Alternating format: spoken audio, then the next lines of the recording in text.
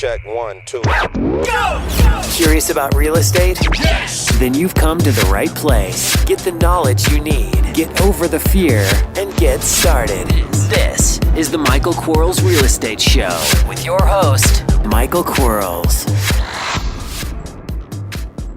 Hello everybody, Michael Quarles with the Michael Quarles Real Estate Show, and welcome to another interview episode. Today I have with me MC Laubscher. Get this. Oh, I'm going to let him tell us about himself. I was going to tell you all about him. Here we go. So tell us about yourself. Well, I'm originally from South Africa. I grew up, born and raised there, went to university there, grew up through actually a pretty interesting time in that country's history. We went from an apartheid government when I was in high school over to the first democratically elected president we had, President Nelson Mandela, and that was quite an experience. So lived through a very interesting time there. After I graduated a university, I traveled a little bit. I ended up in the United States with a backpack, a suitcase, about $500, a sense of adventure and a sense of humor. I ended up playing actually in a national rugby league here, a city-based league, up until 2007. While I was pursuing a career in sports, I came across a little purple book called Rich Dad Poor Dad, as some of your listeners might know, and have done so themselves, which kind of just changed my perspective, my mindset, and that started my journey into that area of looking at investing, looking at a sustainable way to build long-lasting wealth. I bought my first property in South Africa that first year after coming across the book. And then I ended up in Chicago playing for the Chicago team in this U.S. league. And while I was in Chicago, I didn't know it at the time, but I kind of fell into a situation where I had a lot of mentors around me. Trust me, I wasn't smart enough to figure it out. That was what I was looking for at that stage. I just happened to be there. And this was a real estate office for one of the largest private real estate investors in Chicago. And these guys own a ton of multifamily unit property. So I basically learned the business from the ground up, starting painting, fixing up apartments, doing maintenance, to leasing, structuring leases, bookkeeping, marketing and advertising. Eventually got my broker's license and became part of their acquisitions group. And the group at that stage, I had access to a ton of properties. I could see what these guys are looking for. So I really jumped into the real estate sphere there. After that, I spent some time in doing some corporate consulting. But 2 years ago, I launched my own wealth management and education firm. I've also always been very passionate about financial education. I realized that there was an enormous problem working in the wealth management industry as far as financial education. So it's definitely been a mission and a passion of mine to try and help as many folks as I can build their wealth outside of Wall Street. My firm, Valhalla Wealth Financial, works with individuals and families, small businesses, entrepreneurs, professionals, and investors doing just that. And then as part of that wealth management and education firm, I try to create a platform for free financial education, which turned into the podcast that I have, the Cashflow Ninja. And it's all about cash flow and income streams. We talk about everything from real estate to how to create income streams from gold and silver, digital assets, music royalties, coffee farms in Panama. So a lot of different ideas shared on the show, but that's kind of like just an overview. A quick overview, yeah. I'm going to back you up all the way to the backpack and $500. Yeah. What was that like? You know, when I travel, I just go to a different state, so I never really go out of the country. Been to Mexico a few times. But other than that, I can't imagine landing in a foreign country with a backpack and $500. What was that like for you?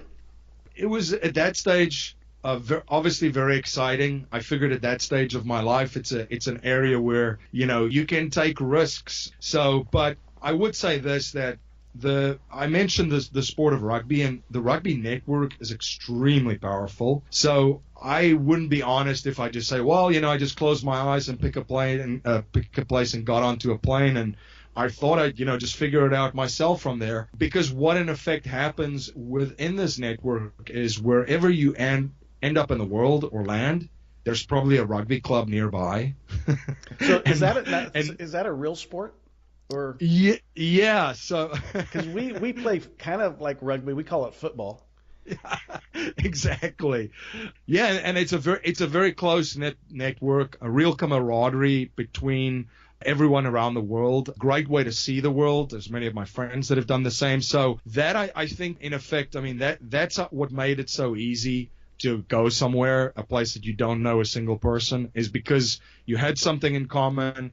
And once you had that in common, these guys will take you in, and you're part of the family at that stage. So somebody's going to give you a couch for a couple of weeks. This was before all these online tools and communities, etc. That's available now. But that was a very, very powerful part of it. Cool. You picked up Rich Dad, Poor Dad. Yes.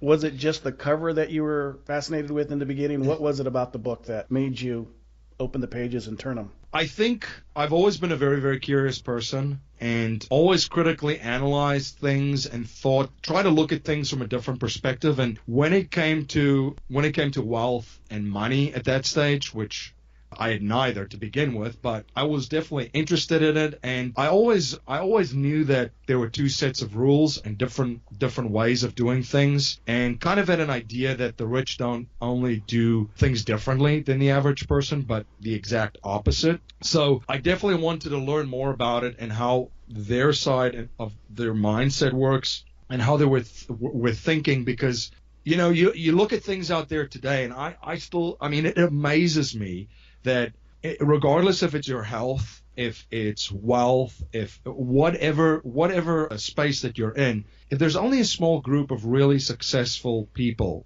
in that area that you want to master, why is the majority of people usually following the advice that the majority of people are following that are not successful or mastering that area or that space? So that's kind of when I went down the rabbit hole, and then one thing led to another. That started the process for me. Yep.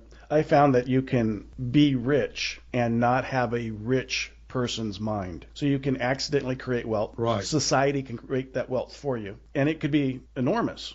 However, without the rich person's mind, it won't grow. In fact, most of the time it'll go backwards. And we see that in folks that win the lottery. You think that they could live forever, but they don't know how to respect money. They don't know what it means to have a rich mind. So I think it's important to train ourselves to understand the value of what we can earn and how to earn it. Which leads me to your wealth firm. Let's dive into that, because that's really what I think where we can help folks is help them help themselves. So how do you do that? Right.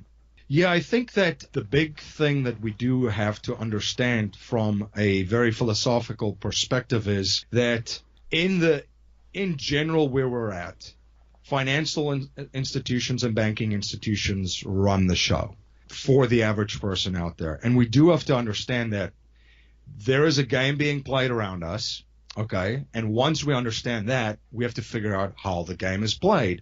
And usually, going back to my sports background, I'm a huge fan of modeling behavior and behaviors. When I played sports, I always just looked at what the best players in my position was doing, studied them, broke down film, looked at what they're eating, looked at their behavior off the field. I mean, I tried to learn as much as I possibly could from them. And that I took the same approach to looking at ways to create and build your wealth sustainable and safely outside of this game, in effect. And what do financial institutions and banking institutions do? And most Wall Street created products are built on this premise. They want your money. That's number one. The second thing is they want it on a consistent basis. And then they also want to keep it for as long as they possibly can. And when they give it back to you, they want to give it back to you as slowly as possible, and possibly keep most of it. And but sometimes penalize you for wanting it back. Exactly. And the advice that they give the average person out there is park your money. Give us your money. Leave it here. Don't touch it. We got your back. It's going to be okay. Leave it here for 30 to 40 years with us, or however long. And when we give it back to you, hopefully you'll be able to have that retirement or that end of phase life that you saw advertised on TV. Right. And what these guys do with their own money is that it's back to doing the complete opposite. They don't do things differently than what they tell the average person to do. They actually do the complete opposite. as far as risk management tied to the market, and I'm not talking about derivatives now from the big banks. I'm just saying around general operations, for a simplified example here, but they keep turning their money over and over and over in the banking model. To break it down, on the deposit side, they receive our deposits, okay, and they're never going to get rich by just taking our deposits in and paying us interest on it, or whatever little interest they can pay us right now anyway. Where the money is really created is turning it over and over through lending, and that's just without even touching the fractional reserve model that's out there with banking. Right. So they definitely turn it. So I think what we try to approach wealth to, and we do it from a very holistic perspective from the ground up, we realize that we have to think like a bank, we have to act like a bank, and we have to reclaim the banking function within our own personal economy, our own family economies, because that's what the banks do and financial institutions, and that's what some of the wealthiest families that have been around for a very long time do. So that's kind of a starting point for us. And then obviously with just outside of that too, because I'm sure people have asked you many times too, well, what's the best investment? Where do I park my money? And we, obviously I get that a lot too, but the most important thing and the greatest investment that have paid me personally from personal experience over and over in my own life was my investment in myself. Right. And my own human life value, and trying to invest in myself to be able to create more value for other people through products and services that I have. So from a planning standpoint, we're at the end of 2016. If I look at how can I create more income for myself in 2017, we have to take it and flip it around the other way.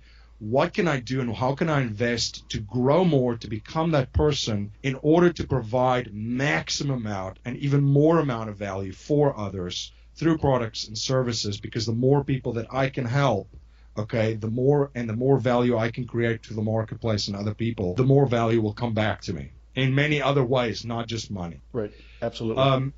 Yeah, and I mean, one of our favorite strategies to help folks reclaim the banking function in their life is actually the infinite banking concept, which was popularized by Mr. Nelson Nash. And in brief, what that concept just entails is we actually use dividend-paying whole life insurance with a mutual insurance company. And some of your listeners might be rolling their eyes when I say that. I did do that too as well when I came across this strategy. But what this strategy actually does is it's a vehicle, and it's not this is not your cookie cutter whole life insurance product that's out there. It's a very specialized insurance built with different contract writers to do what you want them to do, because we work with different people with different goals and different strategies of what they want to accomplish. There's no one size fits all here.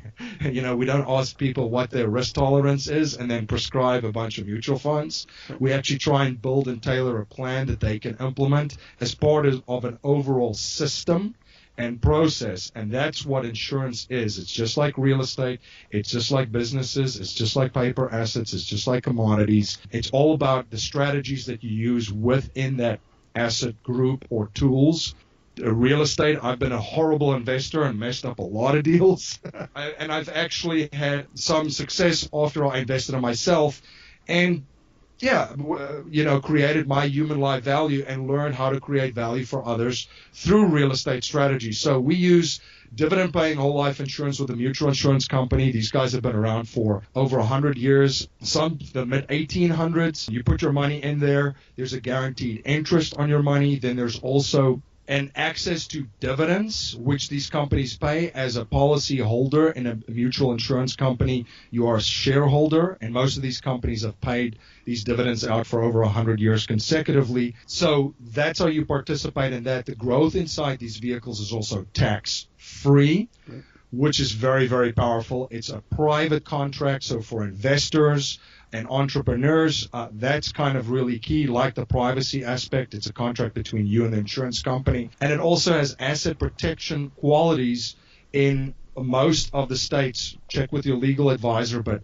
we live in an extremely litigious society, and it's only going to become United more States? increasingly. Really?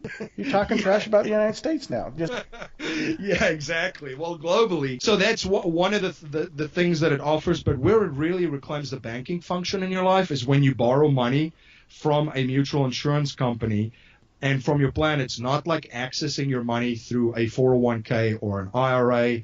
You actually borrow the money from the mutual insurance's general account, which then leads your money that's in your account on the one side could be your deposit side, as we described in the banking model. It's growing, it's liquid, it's safe, predictably and safely. And on the other side, you get to leverage that cash value that you have in that plan by accessing that and using that to invest in real estate, start your own business, pay for college, family emergencies, and so forth. So it's a way of having your money working in two places simultaneously for you at the same time, and keeping all of this in your own system. Because, Michael, as you know, most of us are never going to build sustaining wealth by just depositing money into a bank from the interest. And some of us will be able to create sustainable wealth just from lending. That requires a very high financial IQ, and that's playing at another level. It's possible, but to be able to have and control over both sides, the system, and participate in the profits of the system is a way for us to reclaim the banking function in our own life and grow wealth predictably through our generations.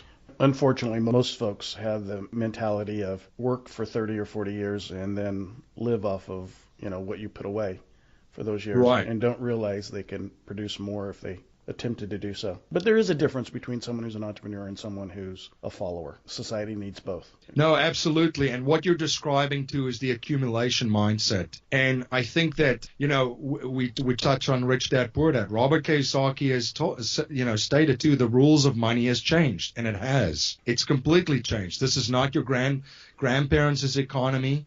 It's not your parents' economy. The rules of money has changed completely. We live in an extremely exciting time. That being said, accumulating money throughout our life and think that we're going to be able to live on that through the end of our life, that model doesn't work anymore. Health developments in healthcare is amazing. The fact that we're going to be able to work for 30 years, put money away for 30 years, and then live another 30 years from that. Yeah, we just history just gave us two examples of that, or life did, when we had two people who just made the news for passing away, and they were both, I believe, 95 years old. And 20 years ago, that would have been like way exceeding when they should have left the earth. And in 20 years from now, that's going to be a young person. And a lot of people are not. They're going to be facing some horrors if they thought their life expectancy was what it was, and it's not. They're living longer. No, absolutely. And the same thing with this new economy. And that's why I was so passionate about starting a podcast and sharing information about income streams, because I truly believe that the only financial security that we will have in this new economy and this information age is to have multiple streams of income. And you said it very, very eloquently, and I agree with you. Not everybody is an entrepreneur, but even if you are employed with someone else, I definitely urge people to set up a financial foundation for themselves and then look at other ways to create income streams, and then increase and improve upon those income streams, because the jobs that we have right now could be gone tomorrow and is possibly already gone in 5 years. If you just look at what happened in this disruption economy with Uber, and Airbnb is a great one. How many years did it take Hilton Hotels to have over 700,000 rooms in their company? And how long did it take Airbnb? Right. Without building a single hotel. Right. So, and these guys will be disrupted by more other disruptors that's out there. So that'll be phase 2, is when the disruptors become disrupted. So it's extremely exciting. It's a fascinating time to be alive. Yeah, you can see it, from a social perspective. We could see it there was AOL, and then there was MySpace, and now there's Facebook, and what's it going to be tomorrow. Industry changes, careers change. Someone used to have a job for life. Now they don't, and they work for one employer. That's rare. My uncle did it, but he's a priest, He only had one employer. Right. Very few people are going to go through life anymore doing what they started out doing. I think it is important to have multiple streams of income. Now, I choose to have multiple business types that create passive income for me. Right. They don't require me.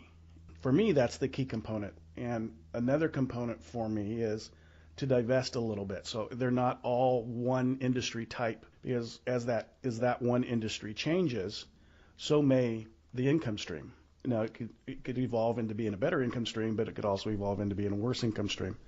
And I never want to be relying upon just one industry type. I'm glad I position myself in different industries and different multiple streams of income. I don't know when I'll ever quit. Probably never. I think I'll go to work the day after I die, kind of thing.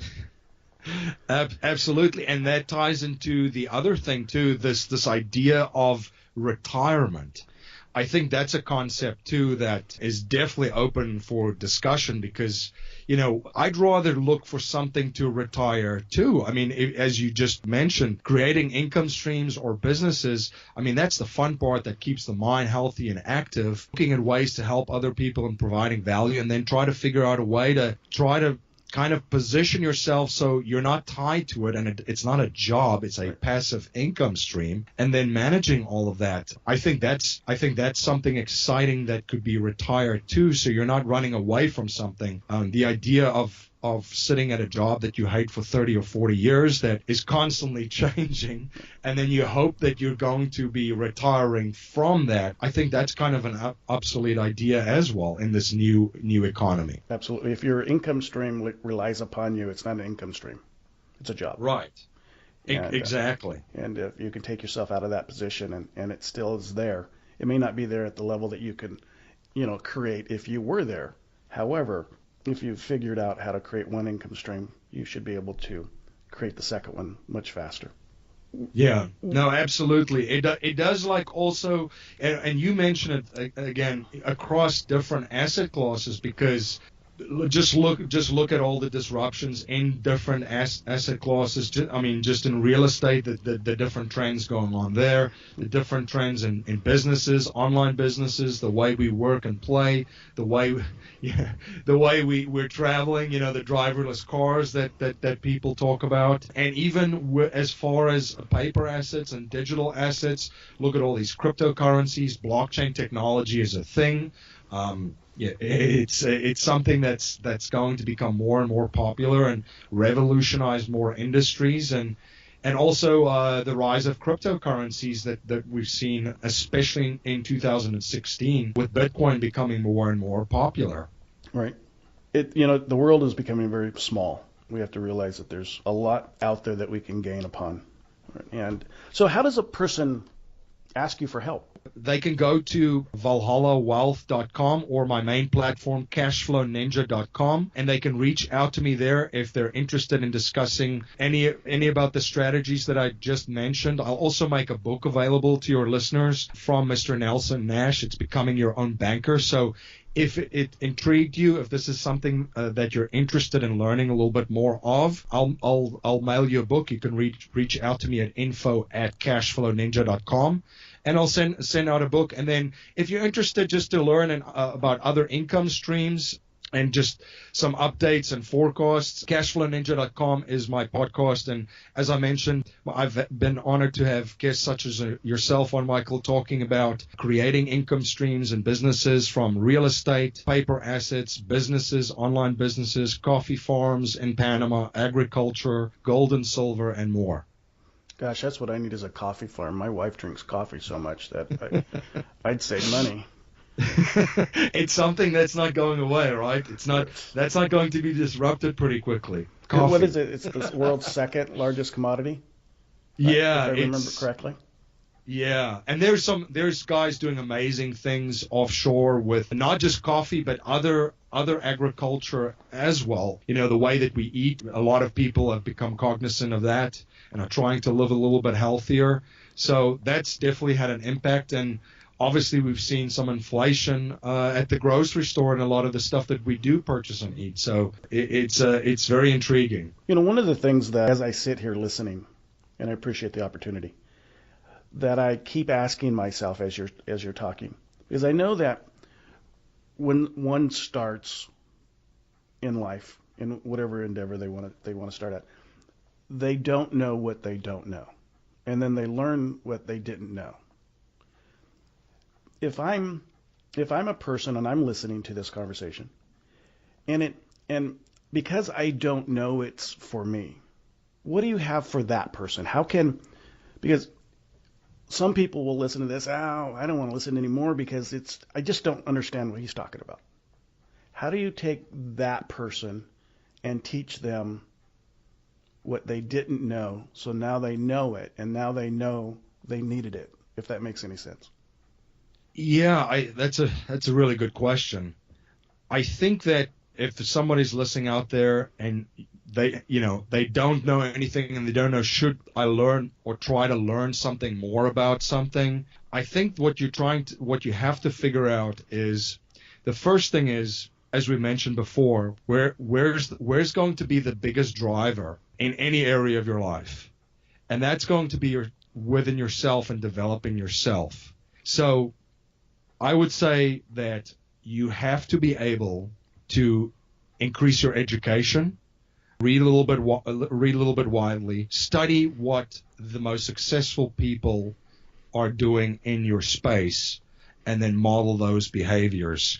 Some principles have stuck around for a long time, and that's how I, quite frankly, came across the infinite banking concept. This is practiced in family offices across the country. And for those listening that's not quite familiar with that, that's a private office with a ton of advisors in. The Rockefellers kind of made this famous with the Rockefeller family office. And that's where I studied a lot and see, what are these guys doing? What do they know that I don't know? And why do I need to know that? I think there's the question. Why do I need to learn this? What's beyond what's in it for me? Why do I need it? Why should I even care about it? Why should I develop this part of my life? Answer that question for me. I think why should I need to learn it? Back to, for me personally, it was first of all, I wanted to solve my own problem.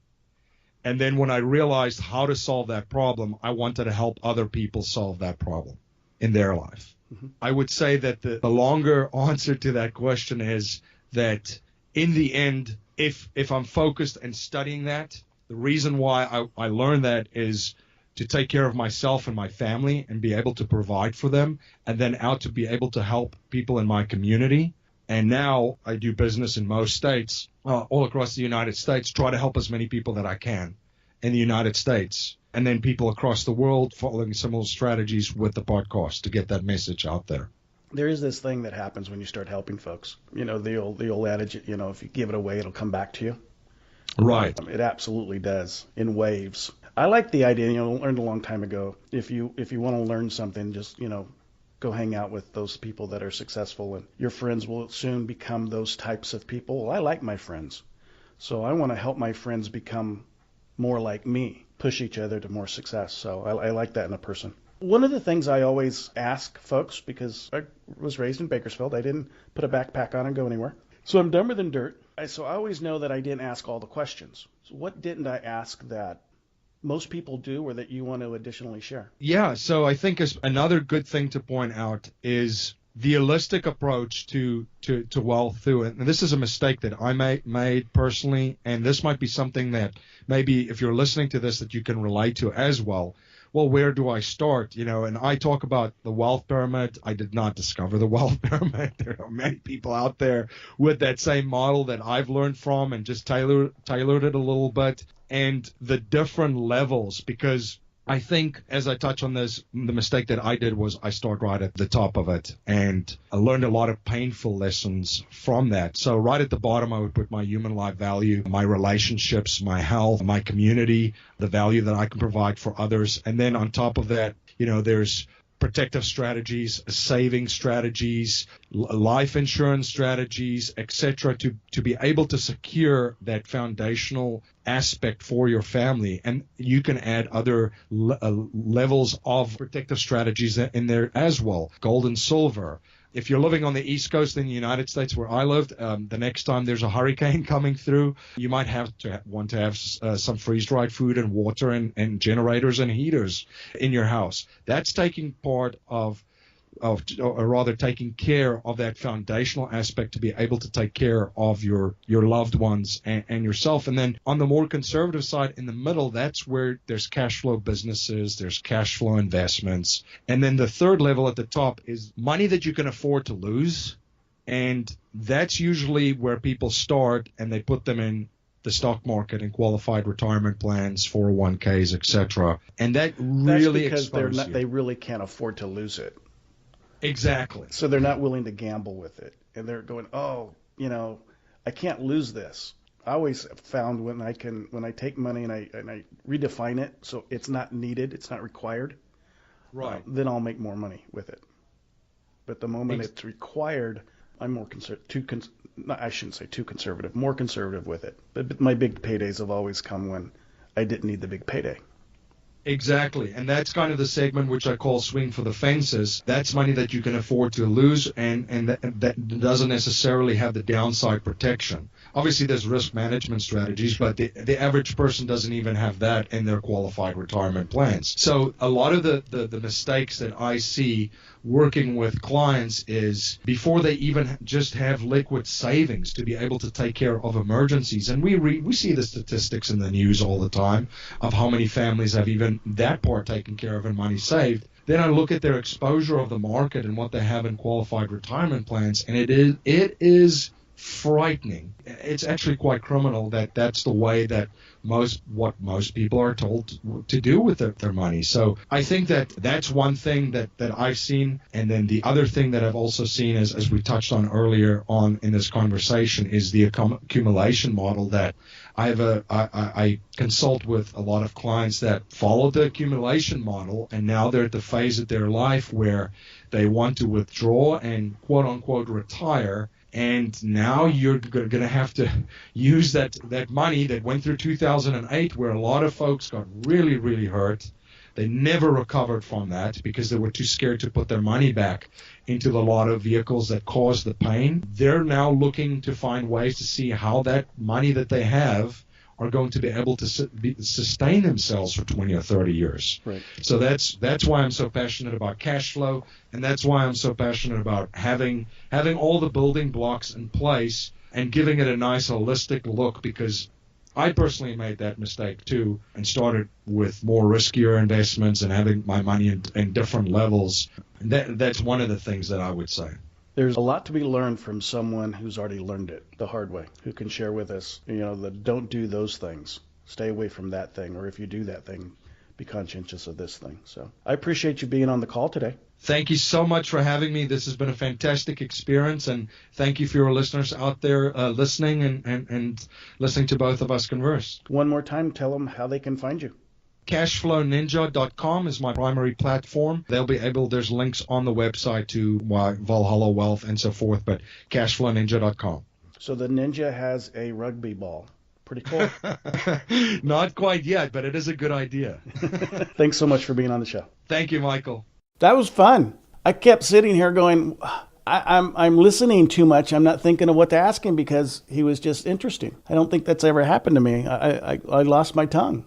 And I can talk a lot, but he made me shut up. Listen, if what he said didn't make any sense, let's re-listen to this thing and reach out to him. Nothing wrong with knowledge. If he can give you some knowledge, read that book of his that he's offered to you. Listen to his podcast. Let's start creating some wealth for ourselves and protect ourselves. Until next time, talk to you then. Bye-bye. Thanks for listening to the Michael Quarles Real Estate Show. Get more info and stay in touch at michaelquarles.com.